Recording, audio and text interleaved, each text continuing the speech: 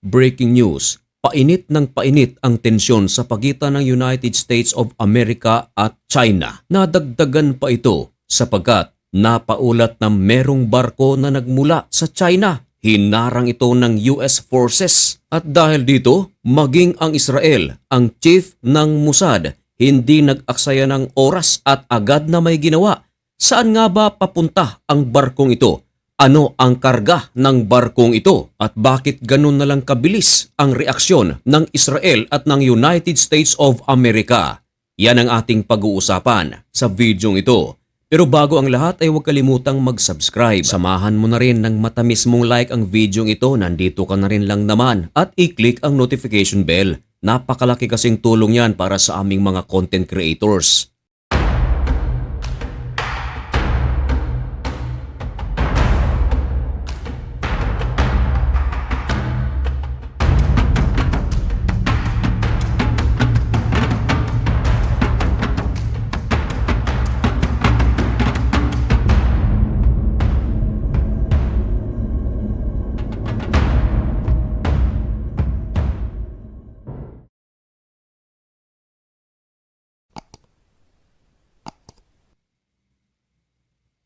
Maligayang pagbabalik mga kaibigan.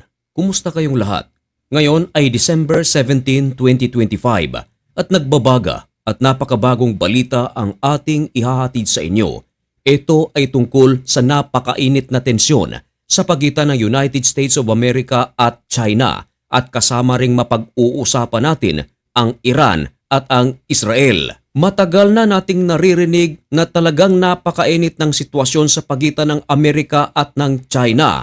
Marahil ito ay dahil sa kanilang kompetisyon patungkol sa kanilang ekonomiya at sa kanilang sandatahang lakas. Nadagdagan pa ang tensyon na ito nitong nakaraang araw nang ang Amerika ay magpadala ng kanilang dalawang B-52 bombers. Kasama nitong lumipad ang mga fighter jets ng Japan upang ipakita sa puwersa ng China at Russia na hindi sila natitinag sa joint forces na ipinakita ng China at Russia at ito ay lumipad pa malapit sa teritoryo ng Japan. At isa pang ikinagalit ng China sapagat napaulat na di umano ang Japan at United States of America ay palihim na nagsusuplay ng armas sa Taiwan. Dati nang nagbabala ang China na kung sino man ang manghihimasok sa sigalot sa pagitan ng Taiwan at China ay matitikman daw nito ang kanilang galit. Subalit, hindi pa natatapos ang United States of America. Marahil, isa na naman ito sa ikagagalit ng China sapagat napaulat na meron na namang barko na nagmula sa China. Hinarang ito mismo ng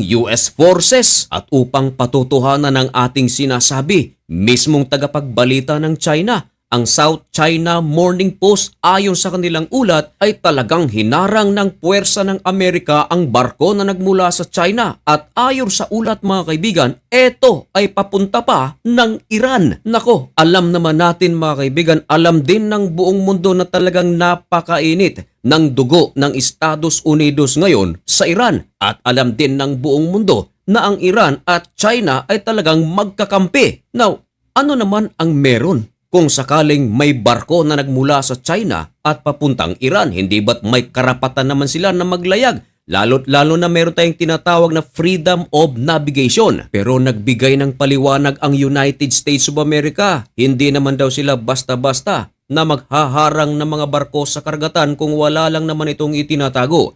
Pero ayon sa Amerika, ang naturang barko na nagmula sa China, karga pala nito ang mga component sa paggawa ng nuclear weapon at eto mga kaibigan ay papuntang Iran. Nandoon din ang mga components sa pagsasagawa ng mga missiles. Ngayon, nitong nakaraang taon mga kaibigan, marahil ay narinig mo rin na inatake ng United States of America ang Iran dahil ayaw ng Amerika na ang Iran ay makapagsagawa ng kanilang nuclear weapon. Siguro naman ngayon ay maiintindihan natin kung bakit ganun na lang kabilis ng aksyon ng United States of America sa pagharang ng barkong ito papuntang Iran. At kinumpirma ng US intelligence ang karga ng barkong ito. Ngayon, sa issue ng pagre-restart ng Iran na magsagawa sila ng kanilang nuclear weapon, hindi naman nanahimik ang Israel. Agad itong nagsalita. At ang mismong chief ng Mossad ang nagsalita.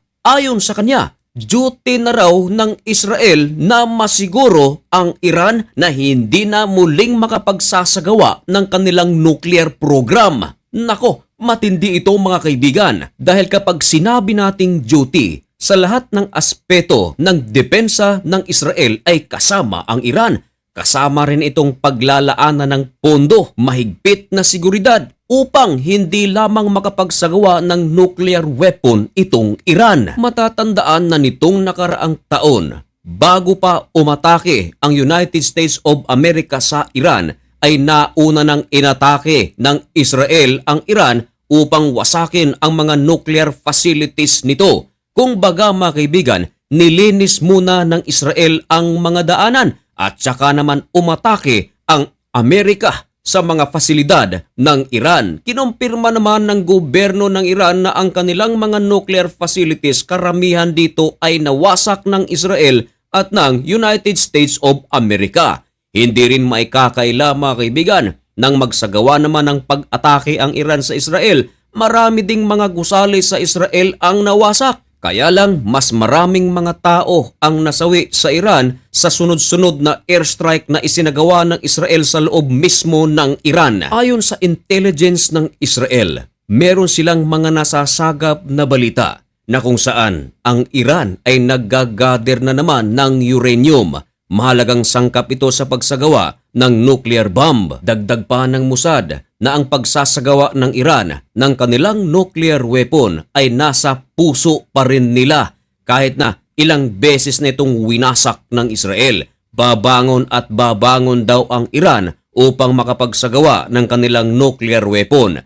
At ito naman ang duty ng Israel. Hindi naman nila ito papayagan na makapagsagawa. Lalong-lalo na ayon sa Mossad na wala naman daw ibang pakay ang Iran kung bakit sila magsasagawa ng nuclear weapon.